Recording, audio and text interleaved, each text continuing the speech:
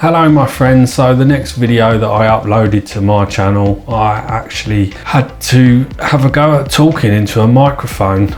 It was effectively a vlog, a moto vlog. So it was me riding my bike and talking about the camera that I'd bought was the subject of the video. And yeah, I was absolutely terrified. I was just effectively paralyzed. I think I was riding probably for a good 10-15 minutes before I could even pluck up the courage to say a word. But actually I found once I'd started talking and forgot about what I was really doing, I found it quite easy just to keep blabbering on, probably blabbering on a little bit too much. But once I got back and I finished it, I had managed to stitch together some pretty decent content. I hadn't really learnt too much about editing at the time, and really one of the things that I did learn from this video is you really have to watch how many ums and ahs and repetitive words that you do put into your content, because you can end up doing a lot of cuts and that can make the video quite distracting if there's too many. A few cuts is really good because it adds some extra dimension and interest into the video, but too much, it's just too distracting. But yeah, I was absolutely terrified, but I found once I'd done it once and I'd lost my talking virginity, so to speak, I did actually find it a hell of a lot easier doing it a second time round. And I've since gone on to do monologues and voiceovers for other videos, and